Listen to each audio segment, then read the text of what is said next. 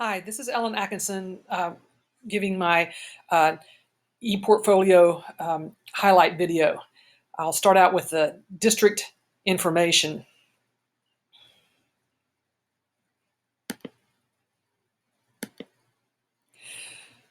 Okay, program completers understand and demonstrate the capacity to lead improvement processes.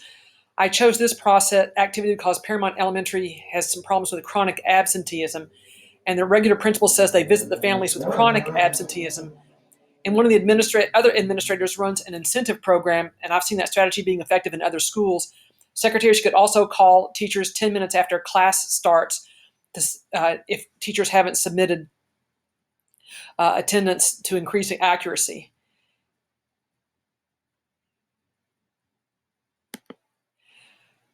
Okay, program completers understand and demonstrate the capacity to reflect on, communicate about, cultivate, and model professional dispositions and norms. This has been a daily process for me for decades. And the summer principals, the administrative staff, and interns frequently reflected on how best to guide the school and how we can improve our practice. And one aspect was handling problem students. After being part of several interventions, I was asked to interview 2 students who had started fighting. So I sat down with each of them separately and copies of the virtue consideration of the educator's virtues guide, which has pictures they can color, and had them read aloud and answer questions to help them to decode their emotions and opt for more positive strategies. So I found that when I use that, students are helped by the guidance. They seem to understand more about being more considerate about the other person. Okay, the school leader evaluating school culture. And this process was part of many discussions with the administration and staff, and the regular principal at the elementary said when he first took over the school, teachers kept their doors closed to keep observers out. And so he avoided criticizing them and worked on nurturing and supporting them, and eventually nobody kept their doors closed. And so he felt that there was like a sweet spot where you're not micromanaging and you're not, but you're giving good guidance. So that was a highlight. School leader will interpret data from formative and summative assessments for use in educational planning. The best part of this section was when I was studying IXL results from various grades. I was invited to be a part of a group to discuss this, and you can see grouping the students in regular, remedial, and gifted placements, and then using the game that gave them for the formative assessments, answering questions, and then when they were anybody who wasn't answering, a lot of times they were having conversations about the what was going on. So everybody was involved. So that was a very good thing to witness. All right, the school leader will collaboratively engage with diverse community members, partners, and other constituents around shared goals. And we delivered food bags. I substituted for the front desk secretary, which meant I was interacting with parents and others. And I attended a community meeting concerned with recent violence. And there were many suggestions, especially the need to have positive role models in the community and to engage and befriend vulnerable individuals. And so that was very beneficial. All right, the school leader will evaluate resource needs. So in one of the schools I worked, an end of the year inventory was expected, and I would like to see that happen in the school that I'm in right now. I would like to pursue that as administrator. In the summer school, resources were generally available, like abundant art supplies and books, but there were some glitches. And there were no class rolls the first few days of summer school at one place I was at, but at the other place I was at, they didn't have that problem. So, it's just this summer school was unusual because of last year. And then one of the STEM teacher showed me several websites that would be very good for making up lessons for the students. So ready supplies benefit the students. Okay, the school year will observe teaching in a variety of classrooms. I observed in elementary and in secondary middle school. And I spent the most time in the elementary, the rising third, which is the power and pedal, and one of the rising sixth grade ones. Movement was built into most of the lessons. So the kids were sometimes working on their own, sometimes working in pairs and in groups, and they were often repeating instructions to each other to focus on the lesson.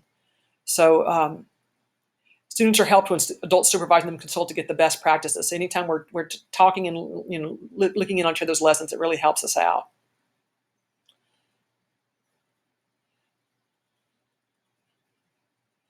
Okay, the secondary.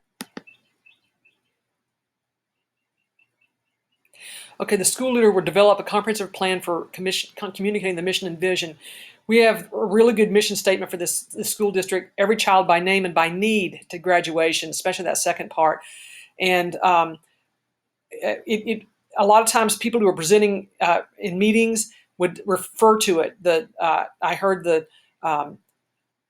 superintendent, staff, and consultants do that, and then we can put them on signs and on our Facebook page. And then as positive data is recorded, then publish that. And this activity helps out students by focusing on their needs and identify them, and it helps us stay focused on these priorities. And this is the most diverse administration I've ever worked in, which I greatly appreciate. And hopefully that's happening in a lot of other places as well. I'm sure it is. Okay, the school leader will research and will use research and data to develop an improvement process that includes the following components: diagnosis, design, implementation, and evaluation. And so the diagnosis: can time be found within the school day for the Tier 2 interventions to ensure students are most likely available? And I worked at a school with block scheduling that added a 40-minute intervention enrichment period Tuesday and Thursday by taking 10 minutes off of each class. Implementation was that teachers wrote in a shared Excel sheet the students they wanted to come, and the students not called were sent to the auditorium where the counselors had prepared a program. And it really helped improve grades, and there was feedback from teachers and students, and it helped students because they were most likely to be present there, and helps me as an administrator to learn by learning how to develop an improvement process. We have a bit of a similar one happening up in our school right now, because there's time at the beginning and the end of each day, because we have some extra time to do Tier 2 interventions, because the school buses we don't have enough bus drivers, so there's going to have to be two rounds of bringing students in. Okay, the school leader will communicate professional norms to diverse constituencies. So I frequently communicate professional norms to diverse constituencies, to students, parents, colleagues, administration, staff, neighbors, friends, and family, the importance of attendance, working hard, being honest, considering cause and effect planning, looking for unintended consequences, staying focused, being compassionate, and keeping a sense of humor. Most of that happens in conversations, but there's also signage in the classroom and in the halls. So it helps students out by supporting and encouraging stakeholders to model and expect best practices, and helps me out by connecting to stakeholders and staying true to priorities. Okay, the school leader will evaluate ethical dimensions of issues. Now, critical race theory is a hot topic currently, although it's a theme more than 40 years old. And so I've evaluated its ethical dimensions, and I've studied articles about it in education journals, attended a school board meeting where a new equity standard was presented, listened to comments there, submitted a comment, and discussed it with friends, including those with different understandings and administrators. So this activity is helpful to students by making equity more likely in the classrooms in this district, and helpful to me as an administrator by making connections to stakeholders and advocating for equity in the community. And I've posted here the comment that I submitted to the school board, which didn't get published anywhere as far as I could tell, and like other ones. And so I commented on that to them. The school leader will advocate for a supportive and inclusive school culture. So I advocate for a supportive and inclusive school culture by working weekly with middle school age youth living in a housing project and activities which encourage character improvement and service to society. And I told the wider community about our efforts at that community forum held after several acts of violence happened in our city. Parents of those students have spoken about seeing big improvements in focus and behavior in the participating youth, and it helps me become a better administrator by learning how to connect with students and guide them. Okay, the school leader will cultivate the equitable use of educational resources and opportunities through procedures, guidelines, norms, and values. The school district offered earbuds to students via their regular correspondence, and so I polled my students to see who needed them, applied for and distributed them. And I also helped distribute weekend bags of food to classrooms and on other occasions as well. And this activity helped out students as they received resources to help them in their studies and physical welfare, and helped me as an administrator to practice being of service to them. The school leader will evaluate curricula, use of technology, and other supports in academic and non-academic systems. And I was given the opportunity of choosing the last year's astronomy curriculum for the high school. And so I surveyed several possibilities and picked one from New Mexico State University. And it was piloted by an Apache Indian, Dr. Nicole Vogt. And it was a very balanced curriculum. There was a wealth of information, which meant that anybody who was in a gifted state could learn a lot. And then it also supported the efforts of students with IEPs and 504s who passed the course at the end. So there was a lot of gentle humor and encouragement threaded throughout. It was a really good lesson for me to how to write curriculum. There's also free public programs with telescopes and such with 2 local universities, which I investigated myself and encouraged students to try. And so it supported students' academics, both the gifted and the ones who struggled, and helped me as an administrator to experience distant learning in the best possible way. It was a wonderful experience. Okay, the school leader will foster 2-way communication with families. And during last year, I frequently initiated phone calls home and responded quickly to calls and emails. And it helped students by encouraging them to excel in their academics and involve their parents and guardians, and helped me become a better administrator by establishing and maintaining relationships with parents and guardians of students. The school leader will communicate policies, laws, regulations, and procedures to appropriate school stakeholders. And I was asked to make up a testing schedule for the 2020-2021 year, and it was accepted. And I've called parents often to enlist support for student achievement. I've had discussions with staff about the importance of adhering to the expected attendance schedule and the importance of vaccinations. And these activities help students out by normalizing next year's schedule, strengthening student academics and their relationships with their parents and guardians, and strengthen staff support for the attendance schedule and vaccinations. And they help me as an administrator by practicing cooperation with the district, with parents and guardians, and students as stakeholders, and with staff. And then the school leader will evaluate applicant materials. I participated in the process of hiring an assessment specialist, asking questions and recording responses, and consulting with administrators about the process and the capacities of the candidates. And this activity helped the students by securing the best specialists available, and helped me as an administrator by giving me practice hiring staff.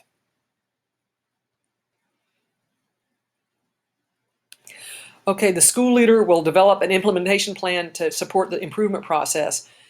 And then LCS is working to raise the elementary literary levels, a plan to support this improvement process. Consultants advise the use of the Wilson reading system, and literacy levels are measured at the beginning and end of each school year to determine effectiveness and school progress. And I attended a 1-day workshop held for teachers at Bass Elementary to learn how to implement it. In the administration, the literacy coach, the literacy specialist, Wilson's customer service, and ITRT are supplying and helping teachers. And the students are all taught the curriculum, and then students not getting 80% mastery will get small group instruction. And they're helped by the process by teachers learning the best practices for teaching literacy. And I learned how improvement processes get implemented, which helps me as an administrator. Okay, the school leader will model ethical practice. I attended the LCS school boarding meeting on the 13th of July where a new equity protocol was introduced. And I submitted a comment supporting the teaching of equity in schools, and also practiced it myself in the classroom, modeling ethical practice.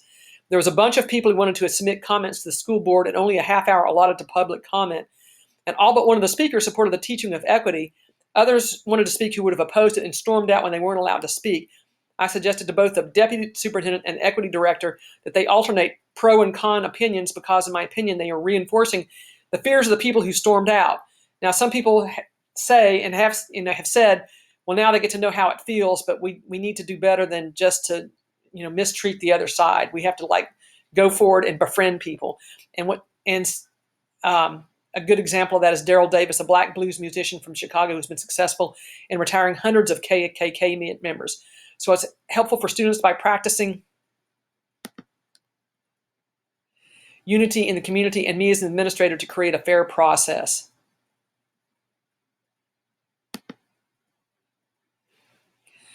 Okay, the school leader will develop strategies for improving school culture. I'm recommending the use of the Virtues Project for the whole district for the improvement of school culture, especially for use in working with students in ISS in suspension. This curriculum is endorsed by the UN and has been embraced by many First Nation peoples. I post the whole list at the front of the classroom and refer to it at the beginning of the school year and when students need to practice them.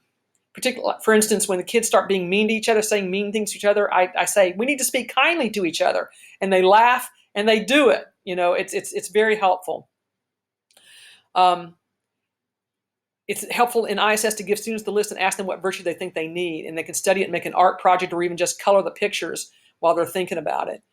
And the curriculum has a definition, explanation of why society needs a description of how it's practiced, some questions to discuss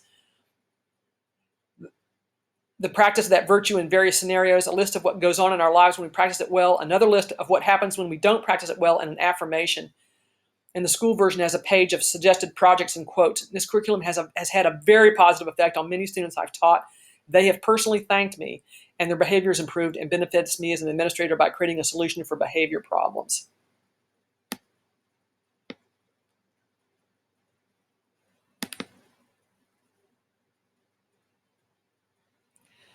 Okay, the school leader will gather information about the policy in district context. I interviewed the IT director of this district, John Collins, on the 9th of July to learn of his roles and responsibilities and to find out what the LCS IT policy was when the pandemic hit. And one county nearby, the one where I was working last year, simply shut down when the schools closed, as hardly anyone, including teachers, had decent internet. You had to live in just a couple of places in the county. But now that might change because the governor looks like the governor and the feds are ready to throw money at that and get good broadband for rural districts, which is great.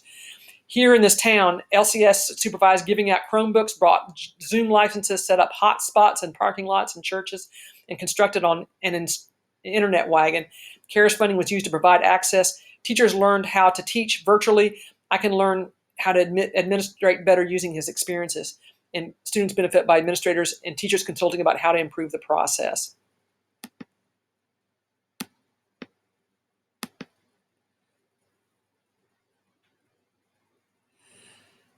Okay, the school leader will gather and analyze district policies on instructional expectations.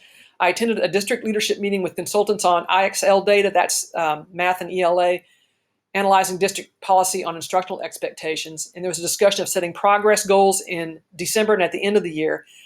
And they suggested using the data to provide enrichment to students who had already attained mastery, that 80%. Oh, that's a different one. And intervention for those not up to the standard. I thought they use 80% here too. Principals need to check on the data regularly. Students can set up a plan to study based on their SAT results. There are some data gaps, and I was at a meeting at a leadership academy later where they were encouraging, just strongly urging principals. They were just making it really clear, you need to look at this data and you shouldn't have any data gaps. So hopefully, that'll help everybody out. I observed numerous classrooms working with IXL materials. Okay, my bibliography is 33 articles over 11 questions, and I found that there was a lot of good stuff here because I was able to, there was a lot of advice from people who have done this work, and there was also reasons for why we needed to be doing, why they're giving the advice that they had, and some of them were very bare bones. Others were rich in details about how to do it. And so I know that if I will keep this list of 11 questions close to me, and when I'm dealing with an issue that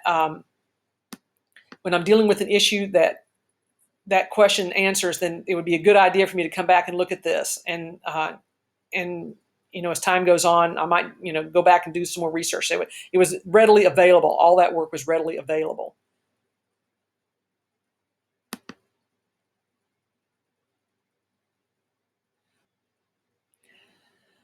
Okay, my exploration stage was the same. My prejudgment was the same as what actually happened, pretty much. And then,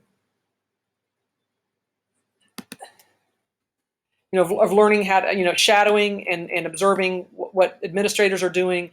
And then also I got an opportunity to practice some of their functions, like counseling those two students, and then giving some feedback on what was, how the comment section of the district was structured. There's some things that I was able to actually participate in a little bit.